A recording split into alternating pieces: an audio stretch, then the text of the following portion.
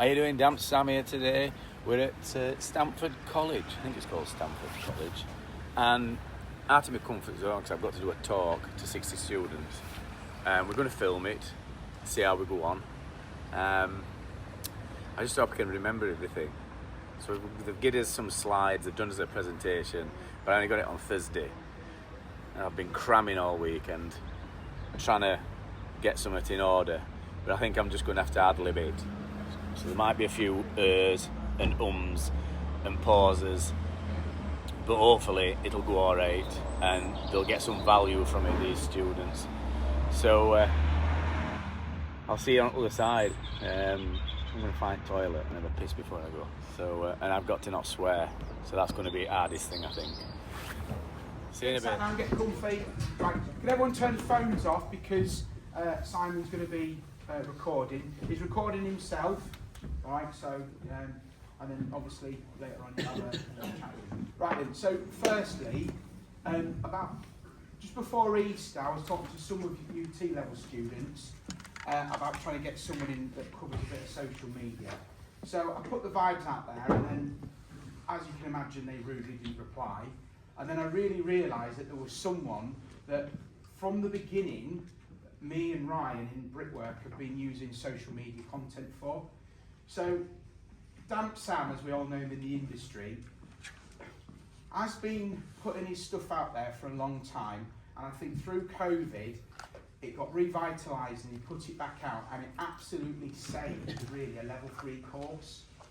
The reason why was we were all at home, me and Ryan were at home, trying to sort of teach our level 3 students about damp cause injections, physical damps and all this world, and this man's content was nice and easy to share, we'd discuss it, and it was a lifesaver really. So, and his journey's continued. So you've got an absolute legend here. Now, for you T-level students, you remember last time when we had someone that was a little bit nervous, yeah? Give Simon a little bit of a warm-up, and I'm sure he'll absolutely smash it, yeah? And then at the end, there's plenty of opportunity for questions, all right? So let's have a round of applause for Damp Sam.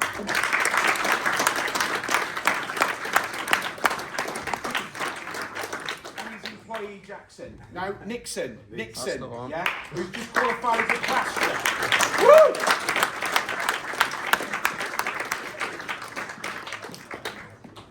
Morning everybody. So my name's Simon Cooper. I'm from All Dry Damp Proofing, and on YouTube I'm Damp Sam because I do damp stuff. That's basically what I do. This is going to be a bit different to a lecture, if you can call it a lecture. I'm just going to go through these notes. I got these slides a bit late, so I got them on Thursday, so I've had to go through them. I've made some notes. I'll be doing a bit of reading. My glasses will keep going up and down. But I'm sure if you can get one little nugget of information that you can keep with you, and it'll give a bit of value, then my job's done. Okay? So I'm going to take you, well, I'm going to tell you a bit about myself and how I started. So I left school, like I think you all left school a couple of years ago. So I left school in 1983, and when miners' strike started. So I don't know if you know about miners' strike, but up where I live in Yorkshire, all pits shut. And Margaret Thatcher, in her wisdom, she decided to break the coal industry. And that's when I just started going into a trade as a plasterer. As a plasterer, I mean, you might argue, but I think it's the hardest job that you can do. And back then it was a lot different to how it was here. So we were talking earlier on about when I started, you had to use a lot of solid plastering, which is browning, and they don't do that anymore. It's hard wall and tough coat. But basically, to mix it up in a bath, and it was hard work. So I started off at a company called SM Halls, and we did cardboard work. And all I were on was, it was CITB, and it was a scheme for a year. During that year, like I said, all pits shut, there was no work, and this company shut. So I got let go. So what I had to do then is try and carry on my plastering, because I'd gone to college, we were doing block release, and I was studying for my craft plastering. and I had to try to get work in between doing my studies. Now my lecturers were at college, Dale and Norman, they were really good people, and all they kept saying to me was, continue your education, keep learning stuff. So they said to me, get your craft and you can become a teacher. And I thought, well, you know, teaching is a lot easier than grafting. So if I can become a teacher, piece of piss, you know what I mean? I can get money for no. So I did my craft while trying to get bits of work here and there. So going with self-employed people, looking in paper, applying for jobs, not were coming through. So it was a bit of a bad time. But I got my craft and I went on to do my advanced. And then while I was doing my advanced, my lecturers kept saying to me, take your HNC, do your bridge year, and take your HNC. So I decided to sign up for that because you got it free. I mean, education's expensive now, but you got it for free back then. And that were if you were on dole, which I were half on dole and were half doing work. And like a lot of people back then, you were able to go and sign on and do work, which sounds daft, but you could do that. So, in between trying to learn things, I was going, signing on, we were getting so much money, but it was stressful. So this was learning me a bit about business, but I carried on doing my HNC, and I was doing it on a night, so I did day release and then on a night. And after a bit, I think I got to about 21, work was that hard, and plastering was really hard. I got that fed up, I decided to say, that's it, I've had enough. What's an easier job? So I applied to go to RAF, that's when I was 21. Went and took all the tests and everything, because I thought, Army, will send you to the front line, chance of getting killed. Navy, won't really bother about Navy. RAF, and I fancied being a photographer. So I went and took exams, and lo and behold, failed exams, but they said I could be, I don't know, some kind of cannon fodder or whatever it is. And I went, no, I'm not going to do that. So what I decided to do was try and be best version of a plasterer where I can. That's all I've got. So after that, I ended up getting a job with my mate's dad. Work started picking back up. I got back on with him and we were on books. And I worked there for 5 years, just doing plastering. And that gave me enough, I don't know what I call it, like pay slips and things like that to be able to get a mortgage. And from there, I went and got a house. And still carried on plastering. But I knew that there was more money doing specialised trades or specialised work. And again, lecturers that I had at college, they said to me, always specialise in something. So I was looking at damp proofing. I'd always done a bit of damp work, and there were like a local builder, Harry, God bless him, he's dead now, but he was a roofer, and one day he decided he was going to buy a damp proofing pump and become a damp proofer. Didn't know how water affects walls, out like that. So he asked me to do his plastering, his rendering, and that kind of introduced me into that specialised field. And then I got a job with a company called Guardian Building Services, and Guardian did replastering and bits of work for Peter Cox, Rentokil, Timberwise, and a few others. They were doing contracting for them, and we did work all over North of England, Yorkshire, and I got a van. I was self-employed. I'd gone self-employed in 1988, so 5 years after I left school, went self-employed because it was more money, and that's what it was all about back then. More money. So as I worked for Guardian Building Services, I was learning a bit about damp work and a bit more about how you got more money if you specialised in something. But I realised that they weren't doing things correctly. They weren't following the correct procedure. You could just tell. So back then, how you damp-proofed a house, you drilled and injected into the brick. So you might have noticed if you're astute, if you've looked at damp-proof courses, I mean you might have seen them when you've been doing your college work. So old way to do damp-proof courses was to drill into the brick. So you'll see 2 drill holes, and then what they used to do is they'd put a pump in this. So you put rods in there, and then you pump a liquid in, and that liquid was silicon. Now your silicon is your carrier. So your things that made your brick and your pores damp-proof, not waterproof, was a liquid that coated your pores to stop damp from going up through the wall. Now years later, they found out that water finds its easiest route. So a lot of these bricks were, they weren't very porous. So your most porous material is your mortar, and that's where your damp travels. So this is where this product ended up coming into view. So people that made this Safeguard, they invented what's called a siloxane cream.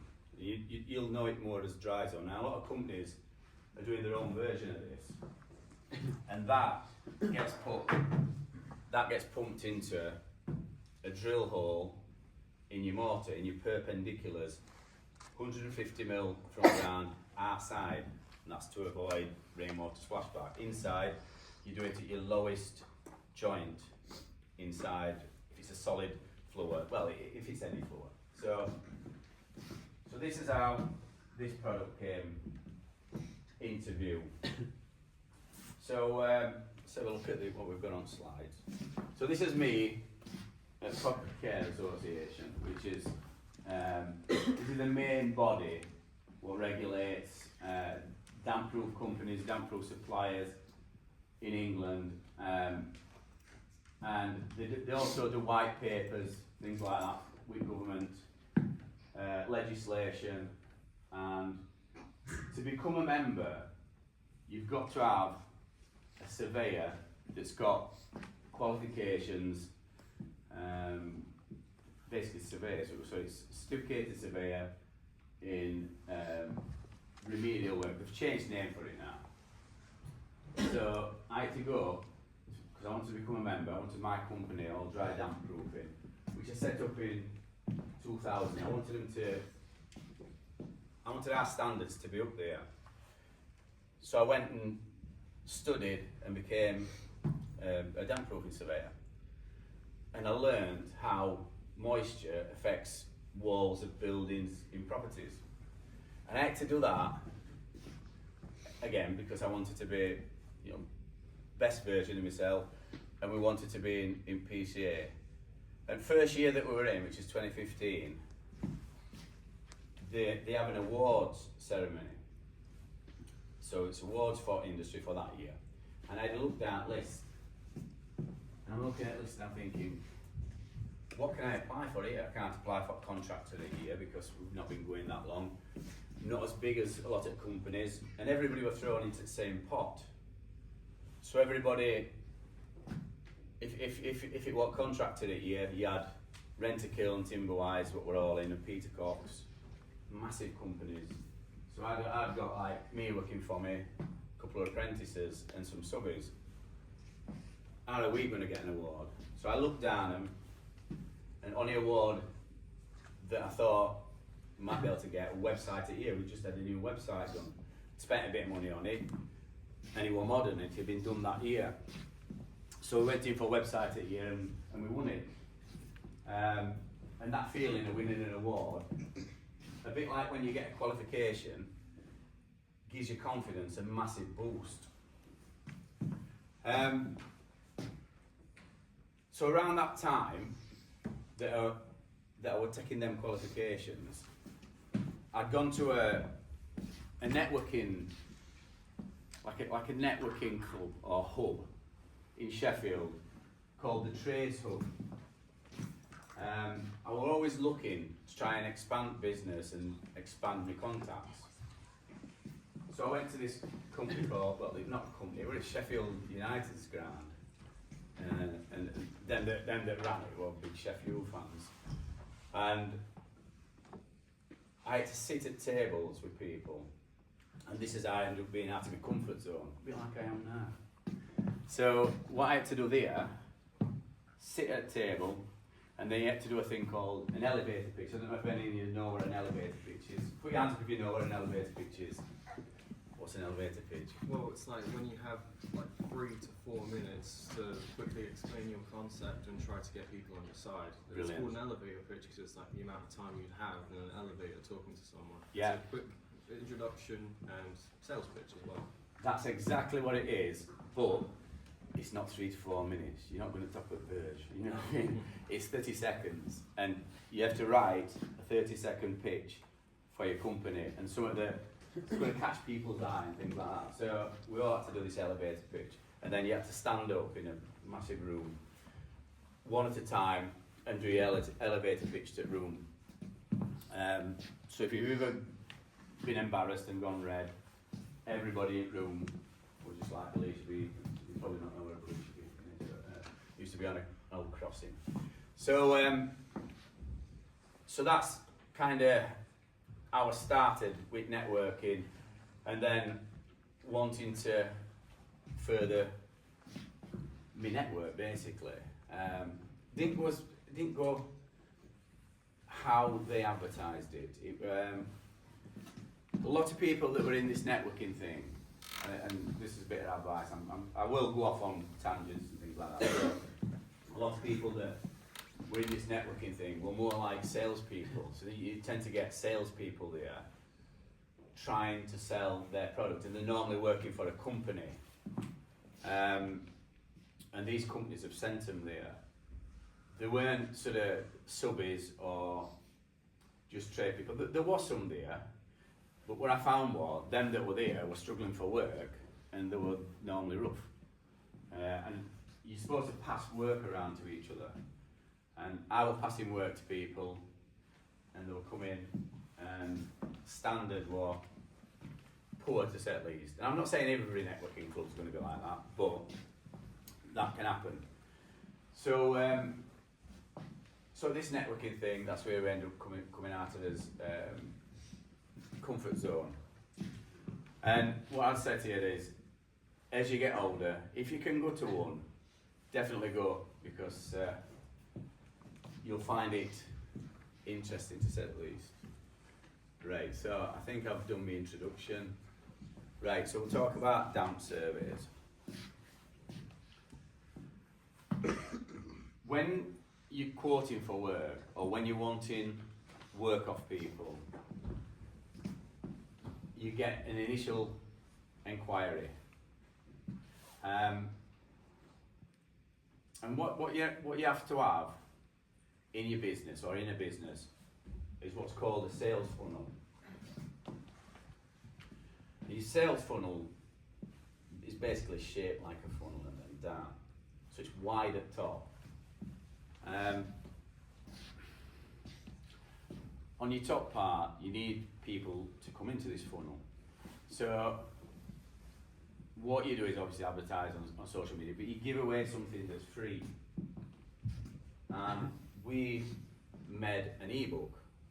So we have an ebook on different types of damp proofing and stuff, different types of waterproofing and all that. So if you get an ebook, you can even make them yourself. And then you give them away on social media. And you'll have seen them because they'll come up on your Facebook, on your TikTok and everything. People saying, have this for free. So that's your start of your funnel. So you get free things at top. Once you've made your inquiry, they'll have asked you for your email address. So this is some information what they're getting off you. and then you drop down, funnel a bit. So far down funnel, you might want some damp work doing. So then you'll inquire, you'll send an email or you'll ring up. And on our funnel, when they ring us, we ask them to send pictures, photos, videos, descriptions to our WhatsApp. Now it weren't always like that. I used to have a company that answered my phone, and some months I was paying £200 a month for this company that answered phone professionally. And then I had like a light bulb moment, and I thought, why don't I just get them to send pictures to my WhatsApp, and then I can look at my WhatsApp. I don't even answer my phone nowadays, and that's not being pretentious. It's just that it's easier for me to let it ring, and I've got an answer phone message on there that points them towards WhatsApp, my WhatsApp group. They'll send pictures, description and videos to WhatsApp group, and I can look at them in my own time. And then we've got, on my notes, I've got loads of responders set up. Does anybody know what a responder is? No? So a responder, you will when I tell you. A responder is a preset. So if you get asked a lot of same questions all the time, when you start in business, there'll people get inquiries and they'll ask the same questions over and over again. So we'll get, I've got black mould on my wall, what's that? I've got condensation on my windows, can you tell me what it is and stuff. So I've sat down and done all these responses. So a responder is a response to a question that you get asked regularly. And they're already set up in my notes. So what we do is, when I send my notes, so there's an app called Crisp. So anybody heard of it? An app called Crisp? No. So this app called Crisp, you can set things up, these responders up. So I've got loads of these. And then when you press onto your texts, there's a little world sign on the bottom corner comes up. And it comes up on all your apps and everything. So every time you get your keyboard up, this little, it looks like a world, bottom left hand corner. You click on that, all your responders come straight up, and then you just click on your responder and it puts it straight in as an answer. And then you can adapt it. So on my responders it might say good morning, good evening, or hello. And then you just adapt it to what time of day it is and then put their name in. So once they've got the responder, which a lot of time it says, it looks like you need a condensation survey doing. It looks like you need a dry rot survey doing. Or it looks like you need a damp and timber survey doing, a pre-purchase damp and timber survey doing. So once they've got that, and this is how much it is, so they've already got price for the survey. So then they'll send back, they're either interested or they're not. So they'll send back, yeah, I'm interested. And then what we do then is, because we've got a system in place, we've got an acceptance form. So we'll send an acceptance form out for this survey. So they know the price, and they have to sign that and then send it back to us. And on acceptance form, on back, that's got our terms and conditions on, which is something important. If you're going to go into business, you need terms and conditions. You need to know, they need to know what your limitations are, and it's normally on back. And it's not just for them to know and for them limitations to be in place, it's in case you have to go to court. Because sometimes you might have to go to court if there's a dispute on your work. So if you've got your terms and conditions in place that are watertight, and you've wrote your report how it should be, then you have a better chance influencing judge. So anyway, this is part of funnel. So then they'll send it back. We ask for payment up front for surveys, so they'll pay us. They'll get a date, we'll go and do a survey. So when we're going to do a survey, if it's a damp and condensation one, When we walk up to property, that's when survey starts. Does anybody know why your survey will start as you're walking up to property? Anybody? You could be having to inspect it outside as well. That's it.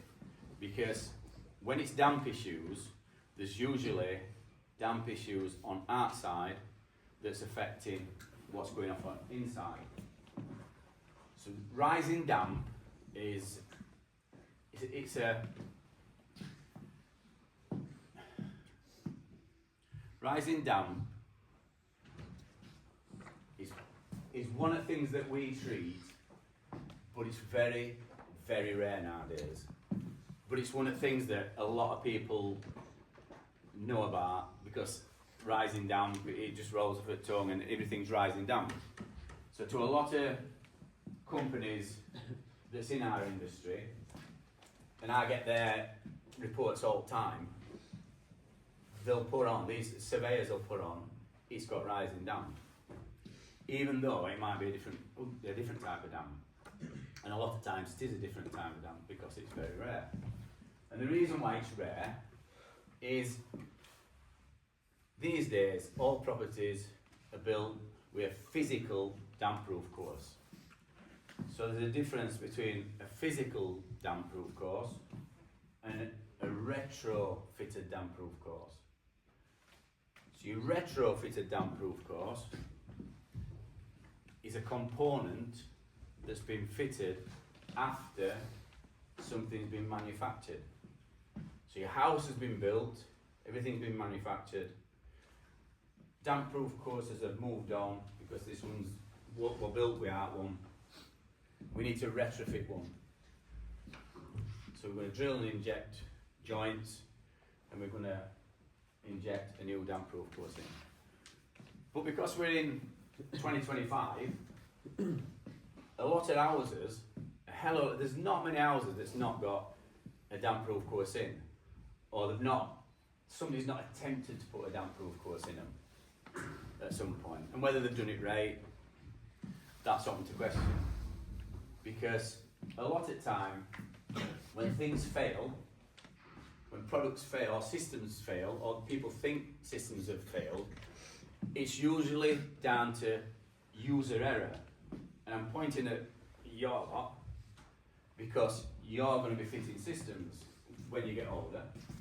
You're going to be fitting systems in people's houses. And it's normally, when it fails, it's normally down to one of your lot not doing it right. And the reason why you don't do it right is probably because you've not been trained correctly, or to the standard that's required to fit that system. These systems that are made for putting in houses, like this damp-proof course, which is dry zone. So these systems that's been made by Safeguard, they've spent years inventing them, years testing them. And then when they've finished testing them, it has to be sent to a body called BBA, which is a third-party testing.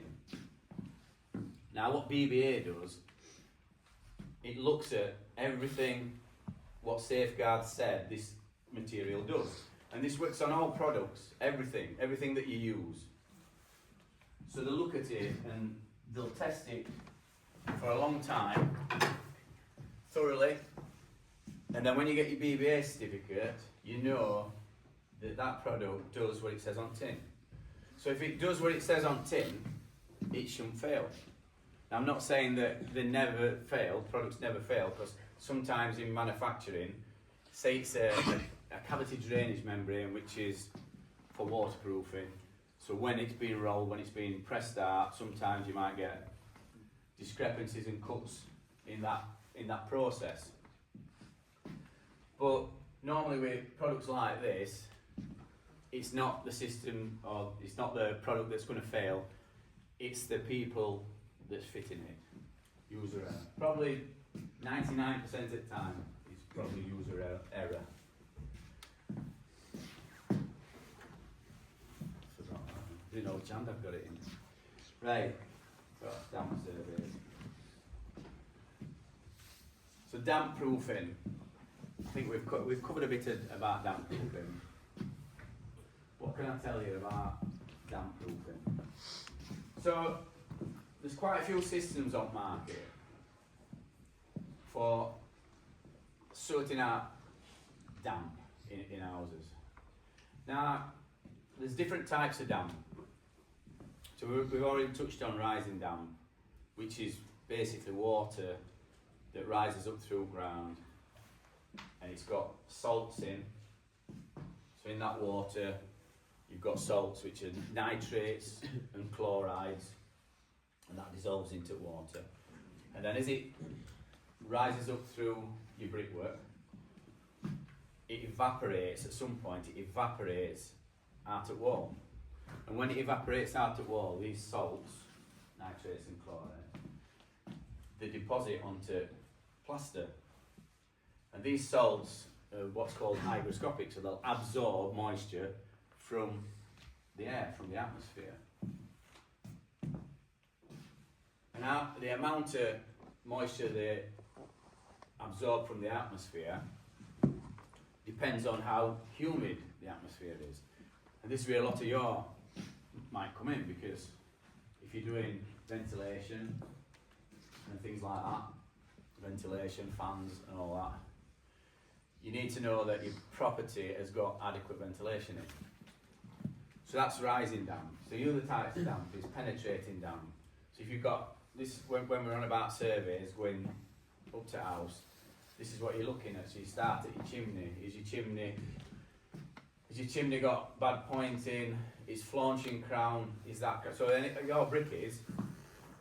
So when you're building a chimney, you've got like you build it up, all your pointings in place, put your flaunching crown on, you put your pots on. But over time, your older houses, that flaunching crown can crack and it opens up, and you can get water going down it. You can get chimneys that's not got caps on, it's not got cowls on, you get water going down it. You get properties where they'll board chimneys up, they don't use them anymore, so chimney breasts, and they cover them up and they don't ventilate it. So if you don't ventilate it, anybody know what can happen inside a chimney breast if you don't ventilate it? It sweats, so you get condensation forming on inside. And when condensation forms on inside, you've got soot from all these years when they were used as when fires were used and the fossil fuels burnt on them. So you get soot on inside. When that soot gets wet, soot's got a salt thing called sulfates, which is a byproduct of when fossil fuels were burnt on fire. Now that water evaporates through the fabric. So in properties, water will diffuse through walls, floors, ceilings. So it diffuses through a chimney breast. And you might have seen in some older houses, you get wet patches on chimney breasts, and they're like a yellowy coloured or a yellow tinge to them. And sometimes these wet patches, they show up wetter at certain times of year. And that's because, again, these salts are hygroscopic. So they'll absorb moisture from atmosphere. And when they absorb moisture, they show up wetter. And a lot of time people will think that flashing's gone, and sometimes flashing has gone. But once these salts are in place, they need isolating. So there's different ways to isolate salts on a chimney breast. The old way is to hack all plaster off and then render it with a sand and cement render, 3M1. And then once it's rendered, you put a waterproofing slurry on 2 coats, which is polymer modified slurry, which seals it, and it stops them salts coming through brickwork and onto the surface of your plaster. Now you can do it to thickness of your existing plaster or your old plaster, or you can just put a thin coat on and then you can stick boards on.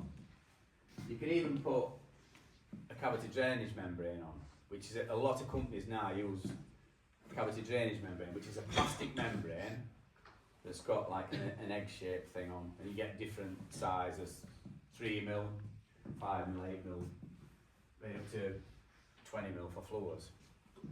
And then you can put that on, and then you stick your boards onto that membrane. Now this is not that membrane.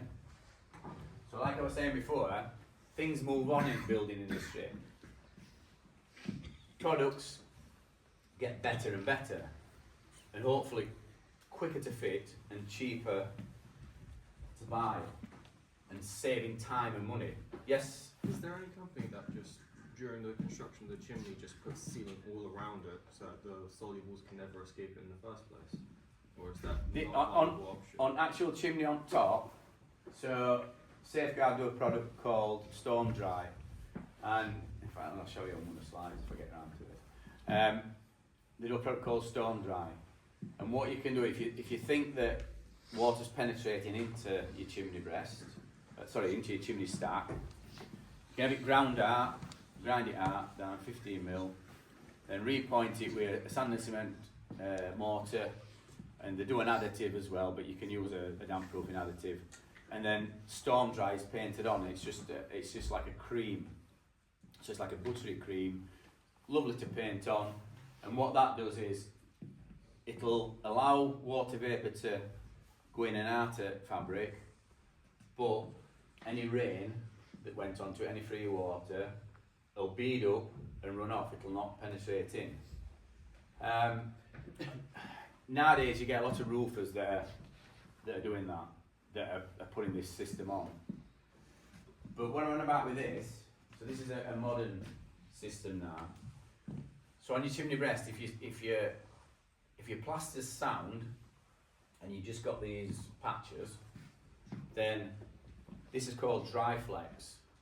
It's a thin membrane that's waterproof, and you fit it with a waterproofing additive that goes on. You trowel apply it on, but what we put on first is an SBR, and then we key it. So we keep plaster, and it's got to be sound.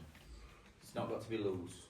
Any loose bits you can cut it out and then put a board in first. But you key it, SBR it, and then you trowel apply a thing called Dry Flex adhesive. You use a notching trowel. You go one way, and then you go other way. You get about use a 5mm notching trowel, and then this gets laid into it, and then you trowel any air pockets out, start it middle, go that way down. Then once that's on, in place, you leave it 24 hours, and then you can skim over the top of it. And that saves hacking all that plaster off, all dust that's going to be in the house. It's a modern method. And a lot of companies don't keep up with modern methods. You've got to keep your finger on the pulse and talk to manufacturers. If new stuff comes out, have a look at it and see what you think. But what you need to do is learn your subject that you're doing. So whatever subject that you're doing, make sure you know about it, and then you can make informed decisions when new products come out. So then, if I don't know, I'm trying to think of what's latest thing that bricklaying. What's newest product? What's come out in bricklaying? Anybody know? Just having a think. Pin joint system years ago. Pin joint system. So yeah, so you used to put your lines in, but now they've got a system where you can fix it on. Is it fix it? It's like a. Is it like a? It's like a piece of metal that goes Profile. up in it. Profile metal. Yeah, so you don't have to build corners up as. I suppose you still have to do it, but so when they first come out, there'll have been a lot of old brickies that have gone, I ain't touching that. But a lot of young lads will have looked at it and gone, that's easier than putting lines on. It's more accurate. There's also, there's lots of videos showing robots doing it, but I don't think it's going to be in my lifetime that robots are going, especially not rendering and plastering. But anyway, so new products, always look at new products. So that's for sulphate salts on chimney breasts.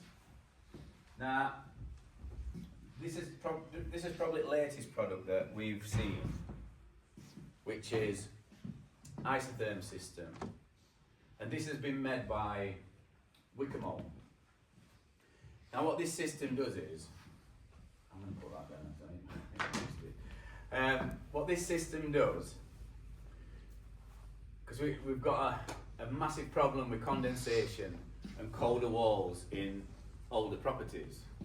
So if you've got a solid wall in a house that's, I don't know, say been built pre-1919, I'll tell you about 1919 in a minute, but if you've got a solid wall,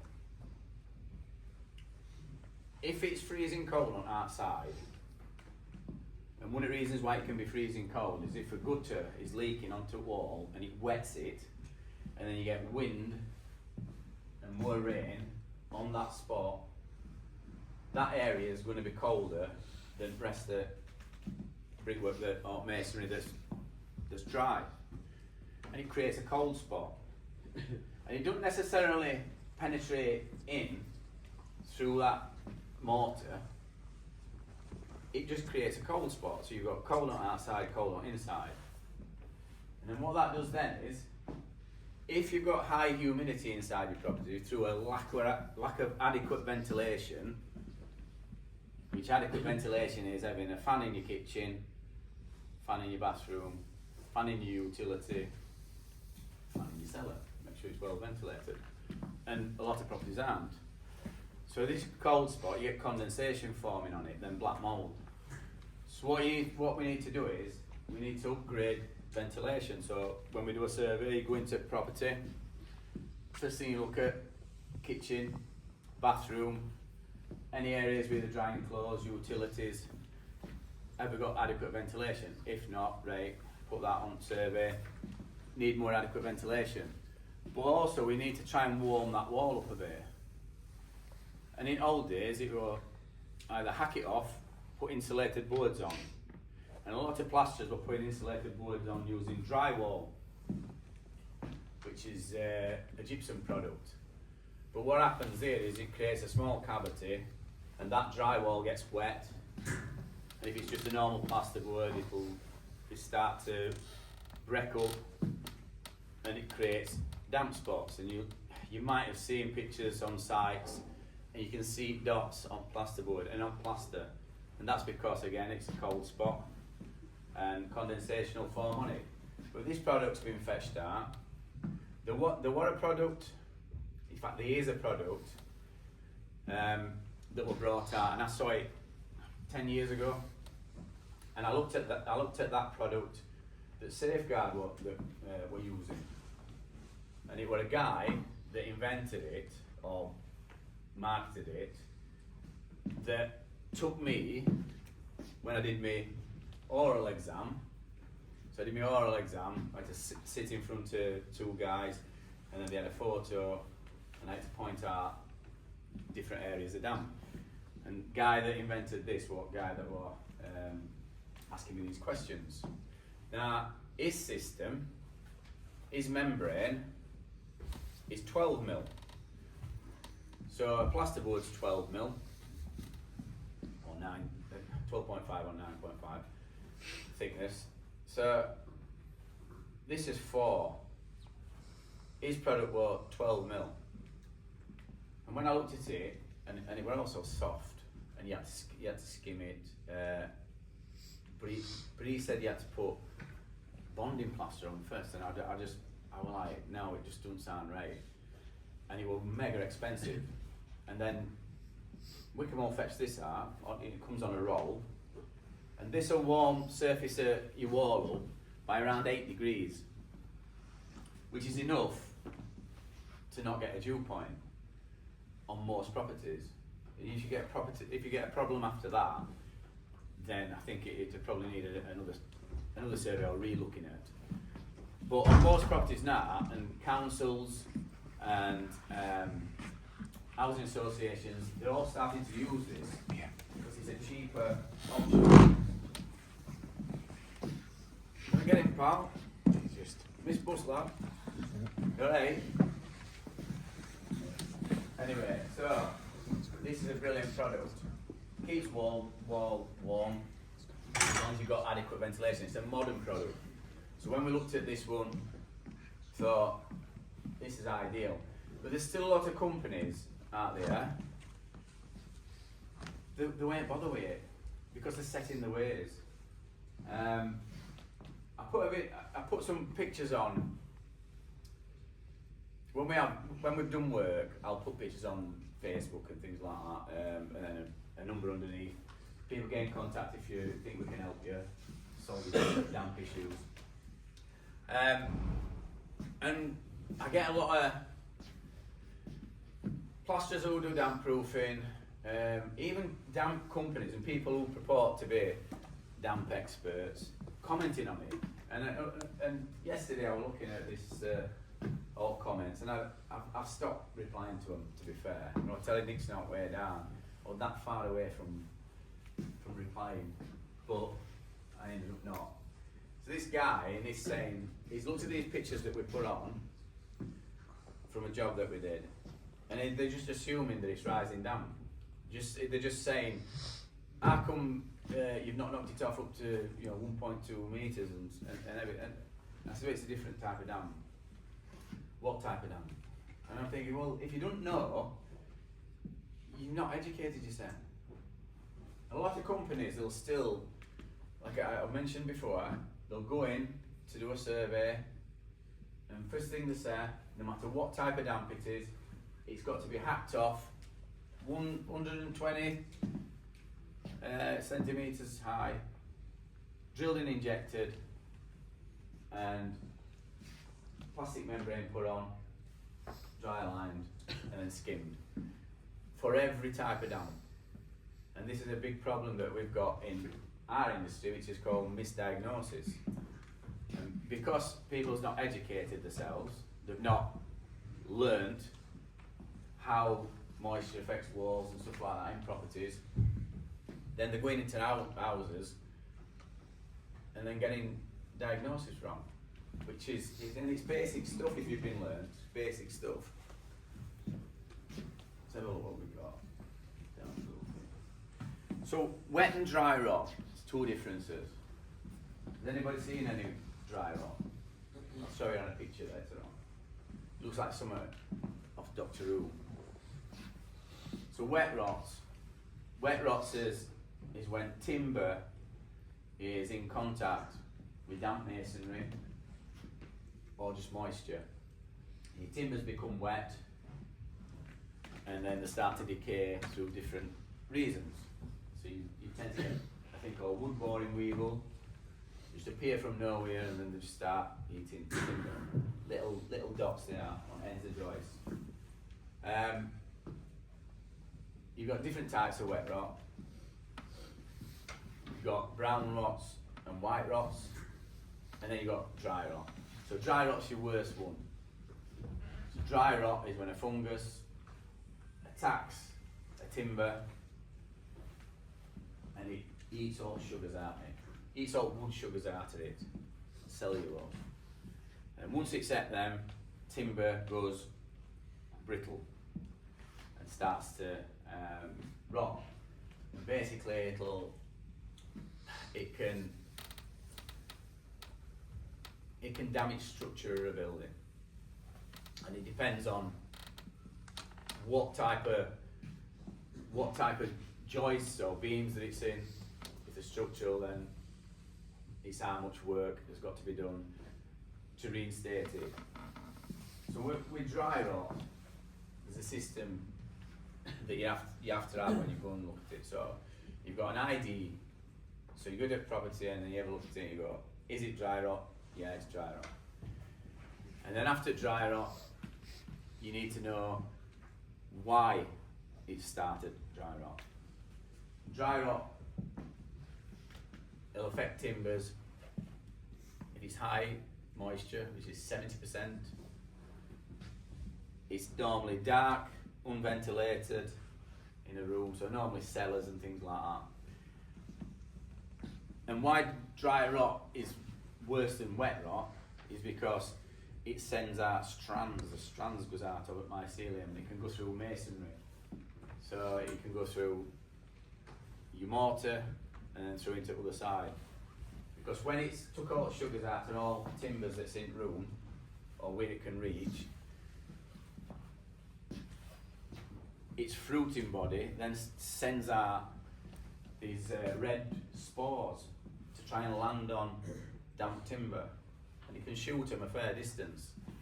So if you're in an house and you see some skirting board that's got a cellar, and you see like a red dust on bottom, just remember it could be dry rot, and it's got a smell to it. It's got like a mushroomy smell to it. So if you get them too, then it could be dry rot. So then you bring an expert up. So have a look at it. Let me have a drink. Nice. It's like bottom of a bird's cage.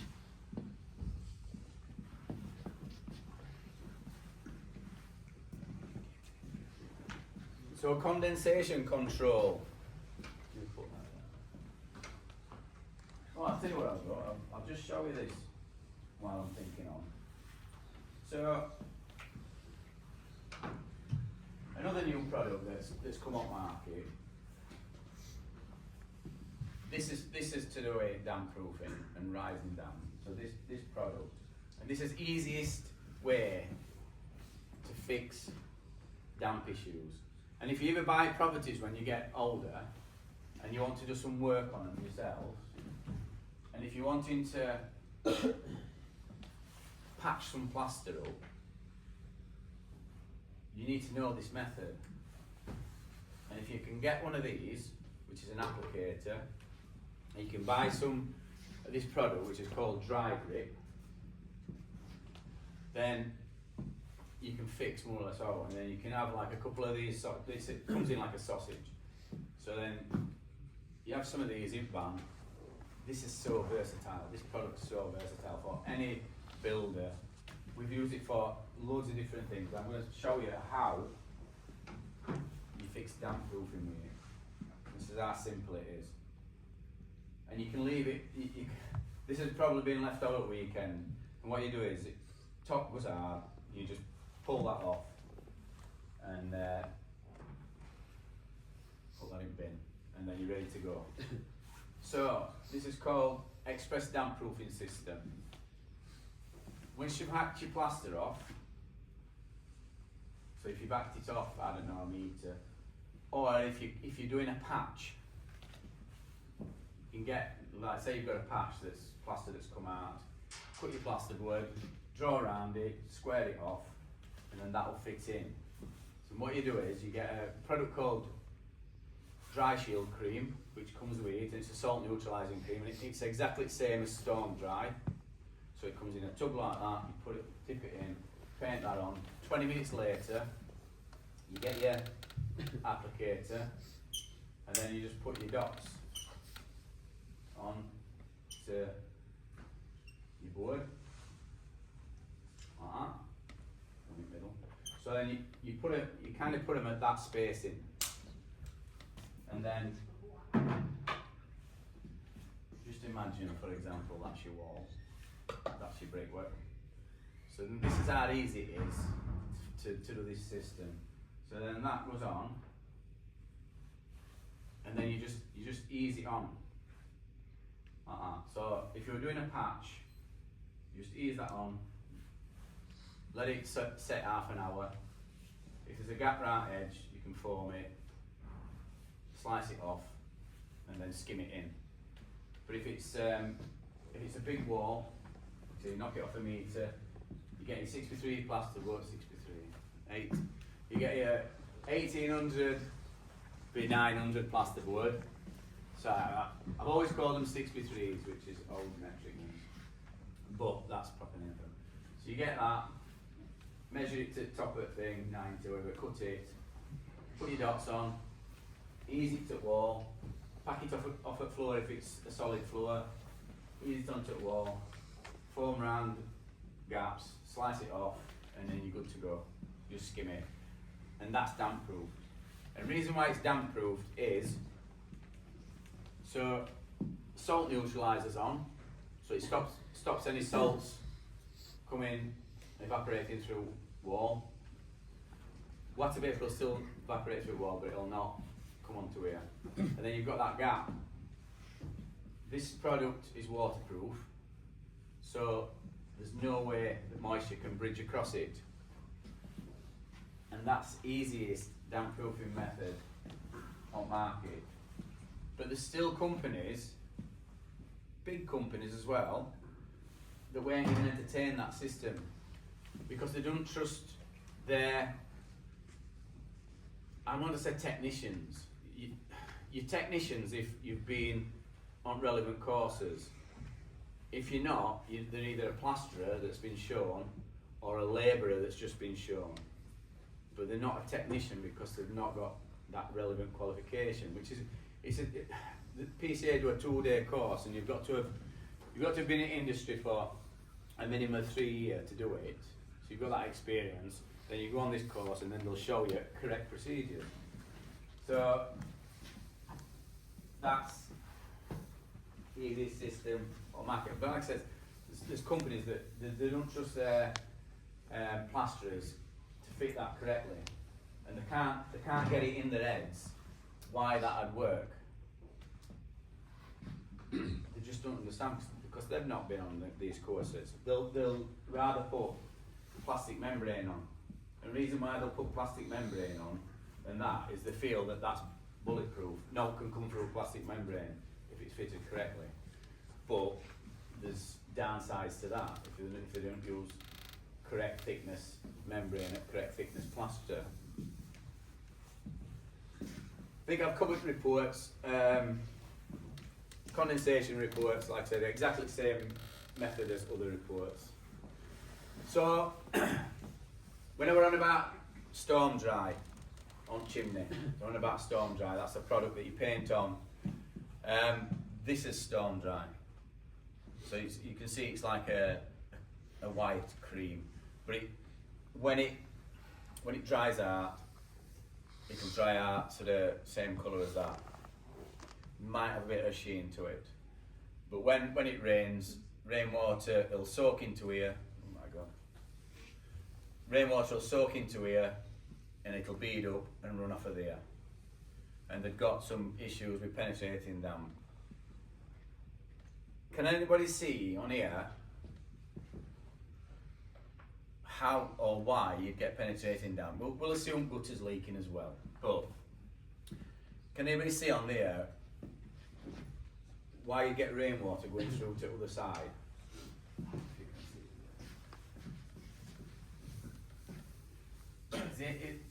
If you were doing a survey and you went up to property, these are the first things that you're looking at. Can anybody see what caused rainwater to affect that masonry? Anybody? No, I'll tell you. So these arises, you get rainwater dripping off them. What should be on that lintel? Brickies, what should be on that lintel to stop rainwater dripping off? Does anybody know? No? So on an old lintel like this, it's a stone lintel, underneath is what's called a drip member. And basically, it's that shape, cut out at stone, and it's about 20 mm in, and any rainwater that runs off of here and down and under is supposed to drip off. But what happens over time is these stone lintels underneath, it erodes. Wind, rain, weather conditions. So rainwater then just runs down brickwork and drips off here, and it hits wall at a certain place, so it'll drip off here, splash against there. And then obviously if your gutter's leaking as well. This is dry rot. So this was a job that we did at the solicitors. This is what happens to your timbers. Dry rot were on the other side of the wall, but it's soaked or fed on sugars that's in this timber. So took all the sugars out, and it goes I call it was blurred. So if you see some skirtings and you can see it's looking blurred, you know there's an issue. Either that or you're off your head. So if you see that, it's all brittle as well, and you get what's called cuboidal cracking in it. So it all goes into cubes, but you get that with wet rot and all. So you just need to know the difference. What you're looking for there is mycelium strands, red dust spores, fruiting body. You go on a hunt, try and find out where it is, and there'll be a source of moisture somewhere. This is it was Nixon there. Nixon Z. This was a property that we went to it last year. Year before, I think. Year before. So we went to this property, and this was for a landlord. He had loads of properties, and we get this with a lot of landlords. They don't want to spend money. They want to spend money on retrofitting the properties. But there's just been a new legislation out. It's called Homes Fit for Human Habitation. Anybody think that's fit? Would you sleep in that? Anybody sleep in a room like that? No. What do you think would happen if you slept in a room like that? You could easily get ill. You'd start breathing a bit funny. Mold affects you in different ways. And as well as breathing a bit funny, you might get headaches. You might start sneezing. And if you're vulnerable, if you're a baby, or if you've got underlying conditions, asthma, things like that, that'll put you at risk. Put you at risk of dying. And this is where we've got a new law that's coming into effect this year. It's already been put out there, called AWAB's law. There's a little lad in Rochdale, and unfortunately he lost his life because there were arguments between AWAB's parents and Rochdale Council, and they put him in a 2-bedroom flat. Or it might have been a 1-bedroom flat, but there were 4 of them sleeping in a 1-bedroom flat. But it were open plan, so you got bathroom, a kitchen, and that. And he got all sorts wrong with him, and he ended up passing away. So they said this should never happen again. And one of the reasons why it happened were partly to do with complaints procedure. So they've wrote a full document telling you all about how tenants can complain, how landlords should react to the complaints, and also a list of people that's vulnerable. I mean, it's a big document, but it's worth a read. Just if you're going to be renting somewhere, it's worth to read to know your rights, basically. And if you're renting off of councils and housing associations, this is already in place. So they've got to act within so many, I forget how long it is, I think it's 14 days. But I mean, you'd be surprised at what is classed as being vulnerable. So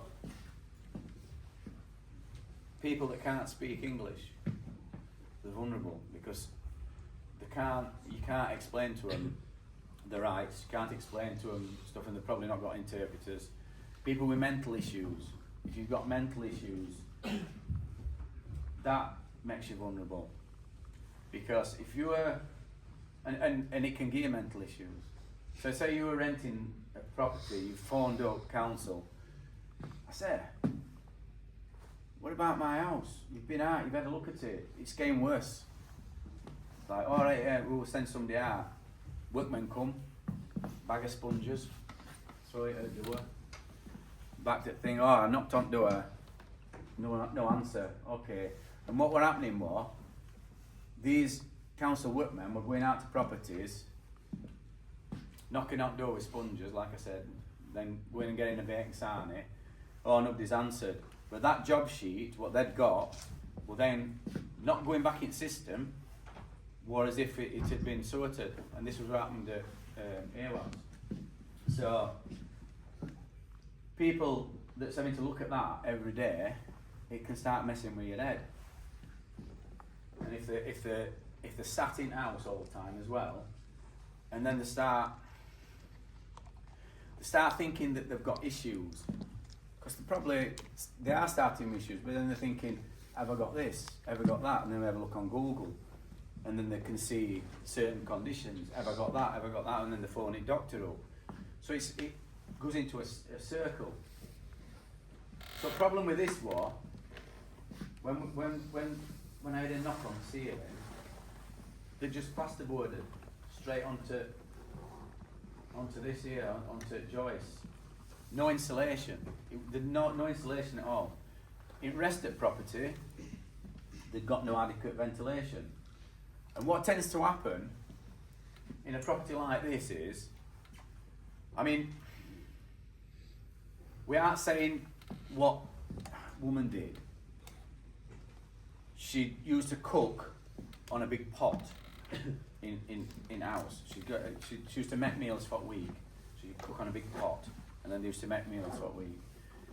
And they got no ventilation in the kitchen, so all that steam, all that water vapour were going into air, and they've got no adequate ventilation. So then a few people living in there, they've got some pets, so all producing a lot of water vapour in winter, and then that travels up through property on warmer air, gets to the bathroom, still no ventilation in bathroom, people are having baths and showers, that's adding to humidity in property, and then it goes up, comes upstairs here, and then when it hits a cold spot, which is here, condensers on there, and then because it's been left and there's no ventilation to get rid of that condensation, you start getting mould forming. And then once some mould forms, it spreads and spreads and spreads. And this is what we call pattern staining. So you see white bits in between, you can see where joists are. And that's what we call pattern staining. That's how we can tell that these joists are a bit warmer than spaces in between. This was a gable end. So that's, again, you've got a freezing cold wall here. This is what I'm saying. This was a chimney breast here. So we did a report for them, put prices in, sent to me. She rung me up, she's told me that they'd got a management company that'd been looking after it, and they were supposed to have seen it. I think women were moving out, and they've got a window of 2 weeks to get this work done. Didn't have us to do it, and I suspect that it's probably still a bad house, but you know, so, and they'll have somebody vulnerable living in it, I suppose. But so that's condensation issues for you, and in winter, that tends to be the majority of our work. And because I'm a specialist, because I've gone and educated myself, and I'm doing even more. So I'm 58 years old. I'm nearly 100. Nearly 100. I'm closer to 100 than I am from being born. Old twat. So, and I'm going and taking another qualification, and that's in dwelling ventilation. So it's a surveyor in dwelling ventilation, and that means that we'll get paid even more money because we specialise in it to go and look at jobs like this for housing associations, councils and stuff. And because we've got an accredited qualification from PCA that is trusted, then what tends to happen is people will say you've got to have a surveyor that's got this qualification to look at it. And it's basically because if it goes to court, then they know that that report's valid. So here we go. This is great. I didn't show you this, did I? So that's that. Well, I did, didn't I? Yeah, I did. So that's that, and that's how you put it in. So when I go on about drilling inject perps, so this is these perpendiculars, as your bricklayers will know. So you go in there. So water finds its easiest path, so it goes up that way rather than through bricks. This is membrane, what I'm telling you about. So that's 3mm membrane, and that was a job that we did years ago. And that were an outhouse, single brick outhouse that they wanted. They did have a bathroom in, but they've got cold walls. So what we did, we put that on. Ground were up here, so next to us ground were up here. This was earth retaining, and then we put an independent stud in front of it, insulated it, plasterboarded it, and skimmed it. No problems there. This here.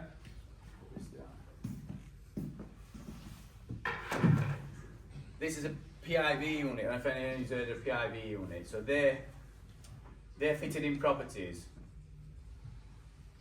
In ceiling, you normally put them central, so you put them in a staircase, so the above staircase, and unit sits in roof space.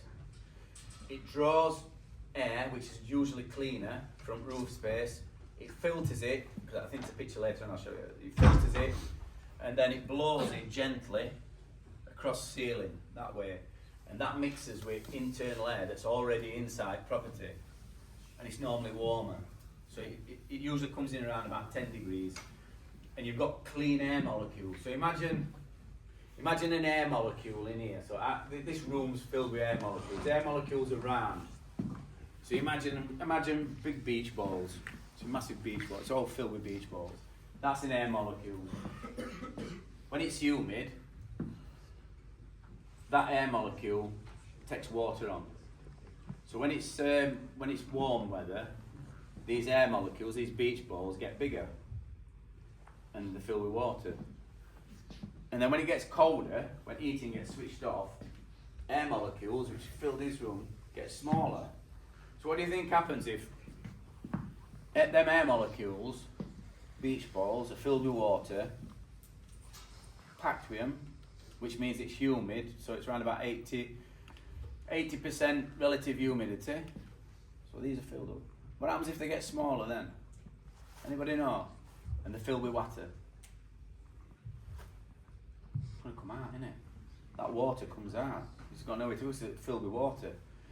And that's what happens when you get condensation. The water that's in your air molecules condenses out of the air and normally onto your bathroom mirror. You see it and you write your name on it. Your room was balmy because you've made marks on it. That's PIV unit. So that's a filter. Pulls air in, filters it, and then pumps it out. If you've got people with vulnerabilities, you can get what's called a HEPA filter. So that'll take particles out of air, which are a certain size. A HEPA filter will take particles out that are even smaller. So it's even better for people with vulnerabilities. You've got that. You've got black moulding here. This is an interesting photo because this is a subfloor, and other side of this wall, each subfloor here, below subfloor, you've got subfloor vents. What happens with subfloor vents is, if you've got vents at other side as well, you've got air that runs through it, and it creates like a tunnel effect. So you've got cold air running in your subfloor, make sure that there's no water gets in, so it don't sweat, your timbers are not at risk, but it creates a cold spot. I've turned it over, haven't I? Sorry. But it creates a cold spot. I lost it anyway. But anyway, it creates a cold spot. Yeah, oh, that's it, isn't it? So that's a plasterboarded wall, and you've got cold air coming up. The condensation's formed, and that's what happened there. This system, what I told you about, express damp proofing system, that's it. So you hack your plaster off, put your salt neutraliser on. It doesn't need drilling and injecting, but when we're in about cold spot here, you need to fill that gap so that cold air is not coming up. And slice it off level, stick your plasterboard on and then skim it. Job's a good one. Easiest system in the world. for your drying time, I bet that's a lot better, isn't it? Rather than multiple levels of plaster and then a skim. Yeah. So when I first started doing this system, doing damp proofing systems, it was sand and cement render what you put on. So sand and cement render, we're a damp proofing additive. So the difference between a damp proofing additive and a waterproofing additive. Damp proofing additive in a render allows water wave to go through it. Waterproofing additive blocks all pores, stops water going through it. So that is, again, that'll dry in 6 days, you can paint it. These are a couple of instruments that we use when we're damp proofing. So that's that. Protimeter, that's like just a basic one. So with protimeter, you get 2 types of readings. Now this is just to be able to understand patterns of dampness. Now for a correct measurement, you've got wood moisture content, which comes up on here, which is not that. Struggling with this, aren't I? Which is not that. Because that's plaster, that would be down as wood moisture equivalent. So you can't get an accurate reading with that, but what you can do is we can find patterns of damp. So put it there, put it there, put it there, see when it's red and when it goes green. And there's a load of patterns of dampness which tells you what readings and patterns of readings you get for different types of damp. So penetrating damp, water leaks, rising damp, low level damp, which is a lot of things what we get. And then in your reports you can either put your readings or not, but it's interpreting them readings. A lot of people that's doing damp work, they can't interpret them readings. But if you go on correct courses, and by the way, if anybody, when you do get with your companies and that, or when you do get on with a company, if they ever offer you to go on any courses and they're going to pay, snap their hands off, because to pay for it yourself, it'll cost you a fortune, and later in life, you might find out, I wish I'd have gone on that course. Just for sitting in a classroom, you will start taking on at least some information. So if anybody's offering you free courses, definitely get them. So these are questions to you all. Why is it important to start a retrofit project to carry out surveys on properties?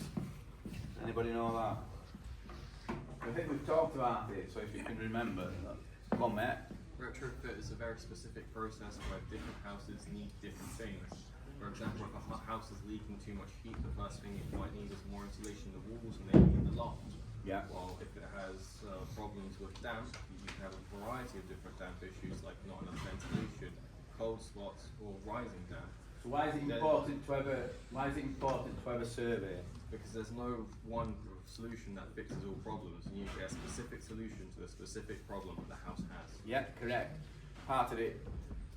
But also, a survey, it'll tell you in writing exactly what's needed. And during that survey, if you need to make a schedule of works, you can do it from your initial survey, and also you can work out your prices of what it's going to cost to do that. So you're right, but there's a few things. So a survey, you get a written report, and you know exactly what's happening. So why do you think it's important to fix or remedy the problem before you carry out a retrofit project? Which kind of doesn't make sense, that, and I think I reworded it, but. So why do you think it's important to carry out a retrofit project? I think we'll take that bit out. Why do you think it's important to carry out a retrofit project? I think I mentioned it earlier on. Anybody know that? So it's important. Go on, mate. So like later the mold would be like small problems to your health if you're living. Yeah, that's part of it. Yeah. it's important to kind of have to restrict project because bringing out modern systems, better systems all the time. So legislation is getting tighter as well.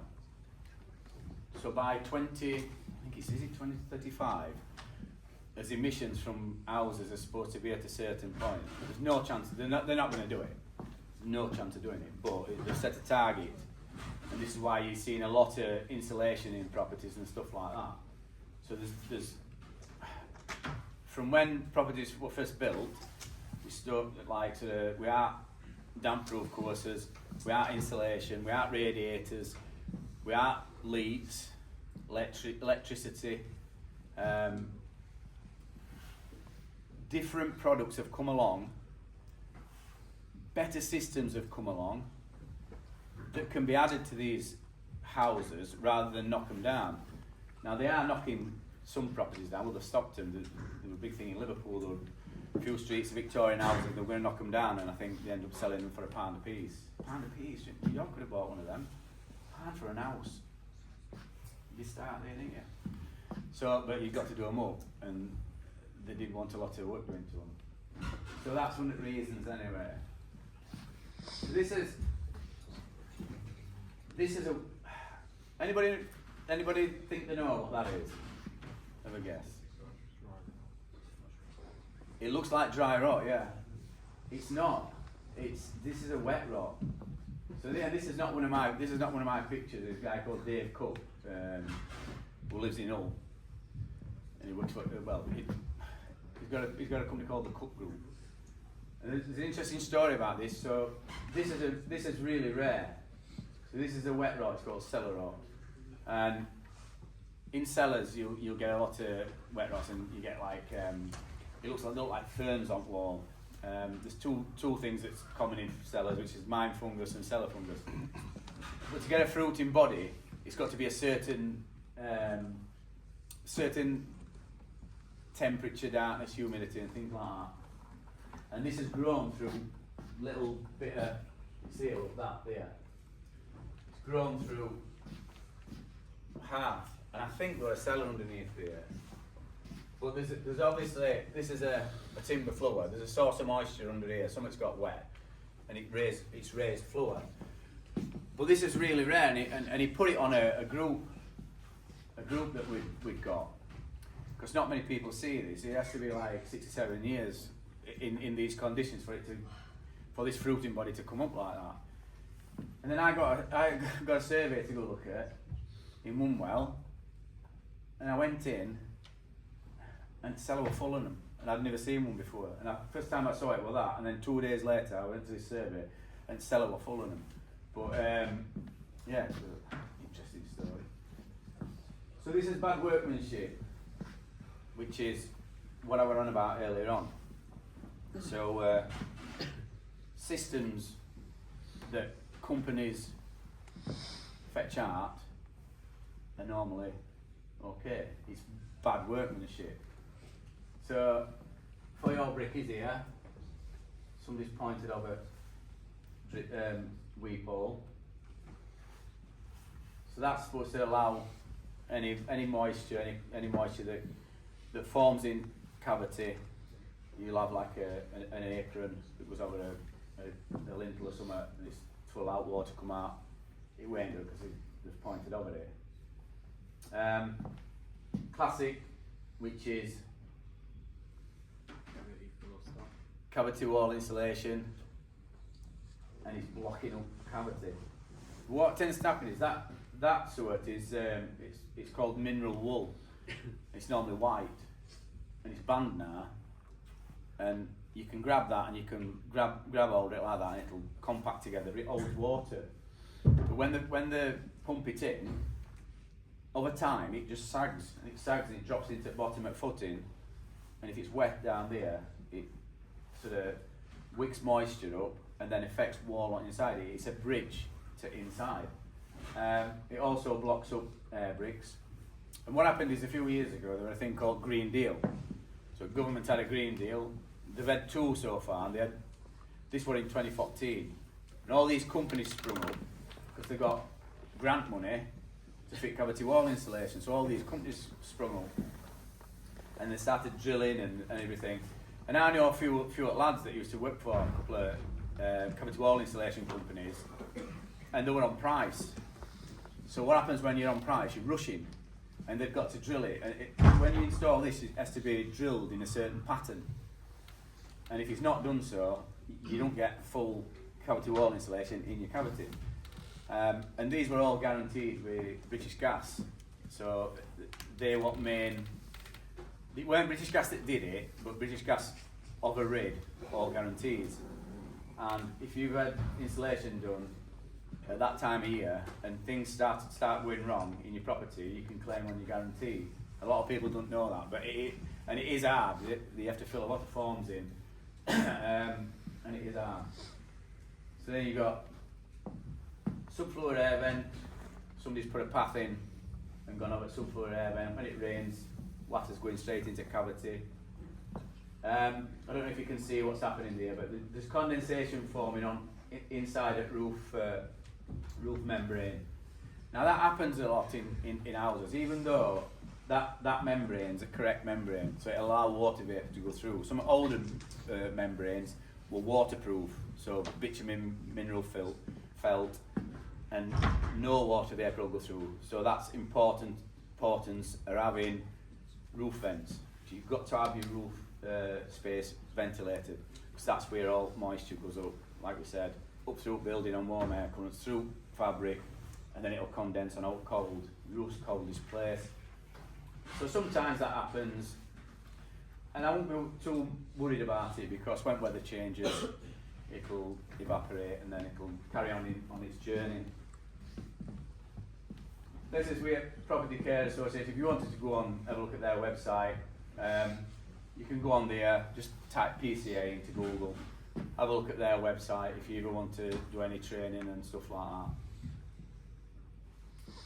This is me on YouTube, trying to be an influencer. I don't know if I'm I'll tell you how I started. So when I were on about earlier on, I said I went to a networking thing. So a guy that ran networking thing, I'm trying to think of his name, I know it's gone. So he challenged us all to make 5 videos. He says make 5 videos and put them on YouTube, which I think it was back in 2010. And put them on YouTube. So you're all used to speaking on phones. You're comfortable with it. You can talk on a camera phone. You can film yourself. Comfortable with it. You've grown up like that. I won't even let anybody take my photo back in the 70s and 80s. Cameras, I'm like, I didn't take my photo. I'm like that. Couldn't even talk on a film. I've had to like sort of get out of my comfort zone, stick a camera in front of me, and kind of talk on it. So my first 5 videos are still on YouTube somewhere. I sound like a robot. I probably do now anyway, but worse than what I am now. But I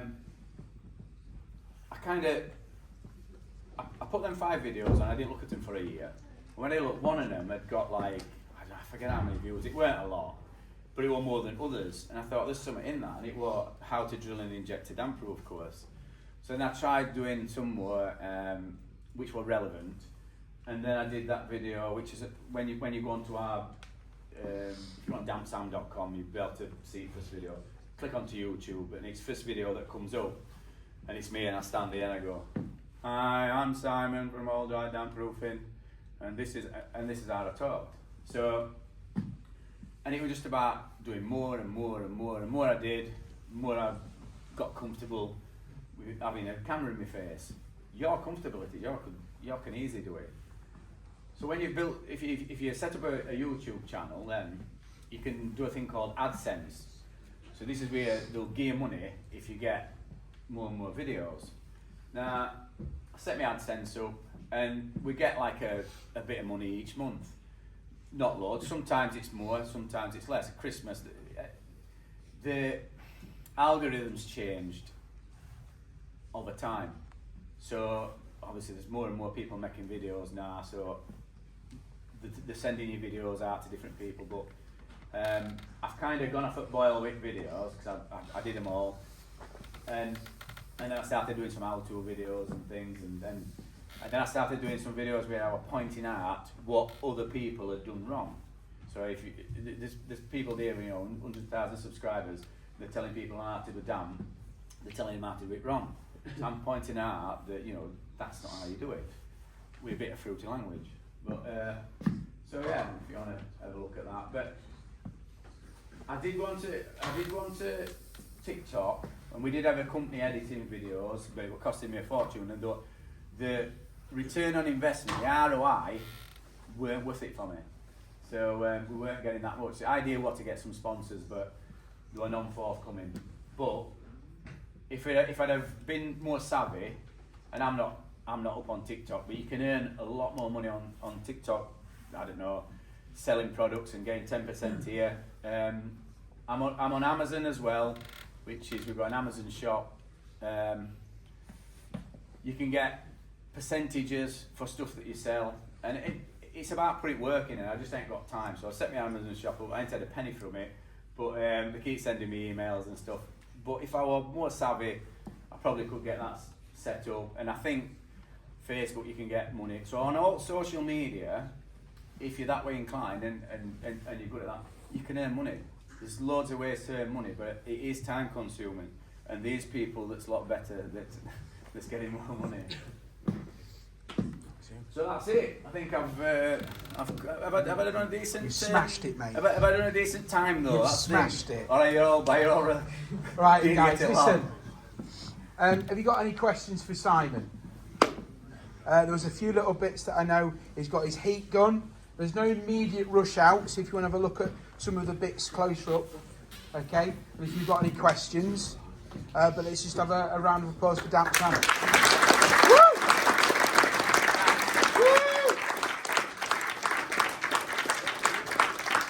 Right then, we've just gone over by 10